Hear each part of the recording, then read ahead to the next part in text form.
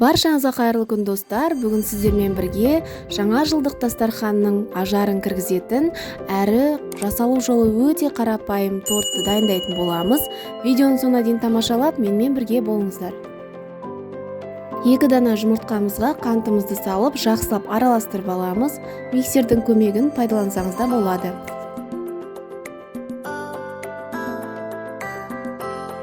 Енді осы жұмыртқалы массамызға ұнымызды, қопсытқышымызды қосып араластырғаннан кейін бөлме температурасында тұрған жылы суымызды қосып, тағы да жақсылап араластырып, сұйық қамыр дайындаймыз.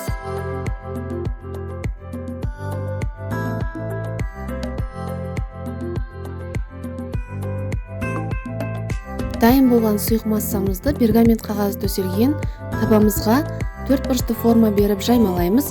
Содан кейін қызып тұрған пешке 10-15 минут аралығында пісіріп аламыз. Қамырымызды пеште 15 минуттан артық ұстауға болмайды, өйткені ол қатайып кетуі мүмкін. Келесі кезекте осы тортымызды безендіру үшін шыршаның бүрлерін жасаймыз. Ол үшін бізге кез келген печеньені сақтау керек болады, және де 2 ас қасық какао ұнтағын қосып, жақсылап араластырып аламыз. Содан кейін осы құрғақ қоспамызға ерітілген сары май және де қоюлатылған сүтті қосып, бір қалыпты қолға жабыспайтындай масса болғанша араластырамыз.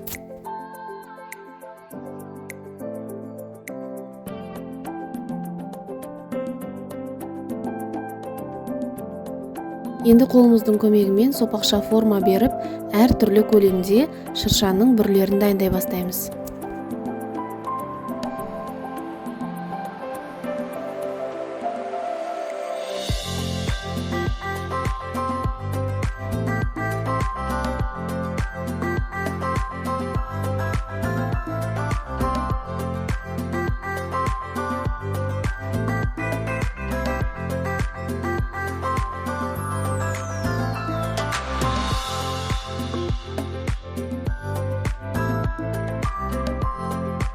Барлығын осы әдіспен дайындап алғаннан кейін бізге құрғақ таңғы ас қажет болады, яғни орысша айтқанда сухой завтрак деп жатамыз. Енді осы сухой завтракты алдын ала дайындап алған бүрлерімізге әдемілеп жабыстырып шығамыз.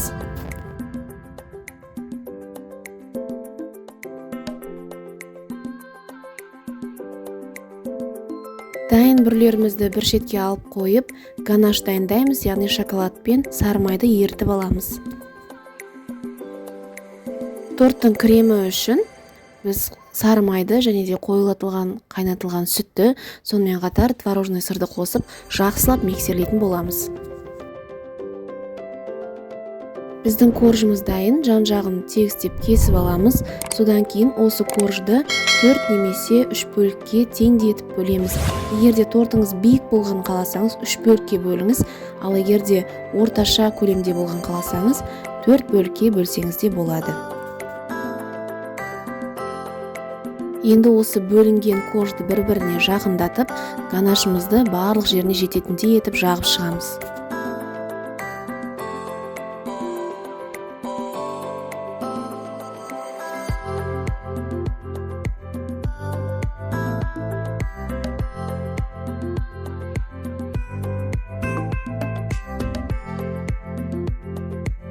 Ганашты жағып болғаннан кейін үстіне кремімізді қалыңдап жағатын боламыз.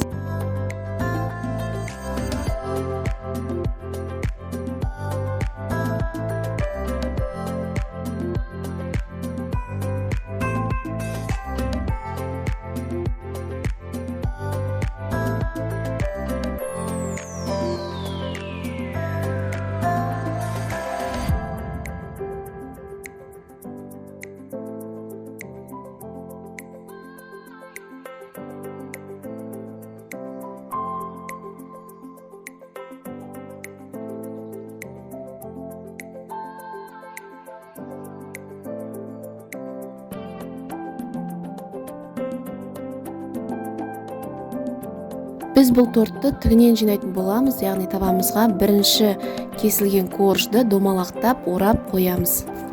Содан кейін келесі қамырды видеода көрсетілгендей бірінші коржға жалғастырып орайтын боламыз.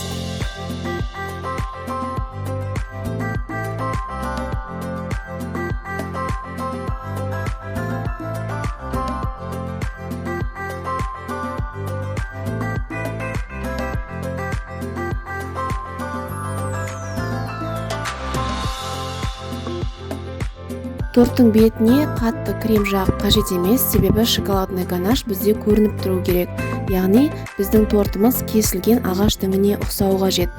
Ал жан жағының барлығын жақсылап креммен қаптайтын боламыз.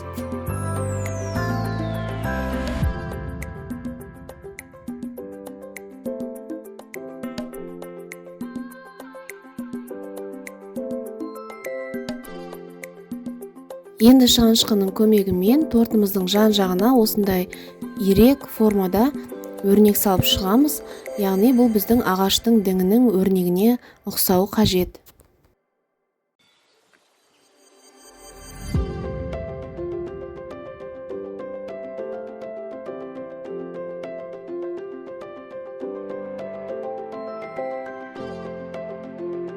Енді дайын болған тортымызды безендіру ғана қалды.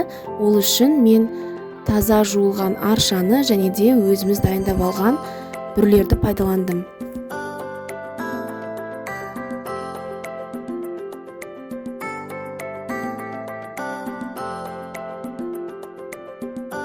Тортты безендіру барысында осы бүрлеріміздің бетіне қант ұнтағын сеуіп қойсаңыз да әдемі қыстың атмосферасын беріп тұратын болады, немесе мен сияқты дәл осы қалпында қалдырсаңыз да өте әдемі шығады.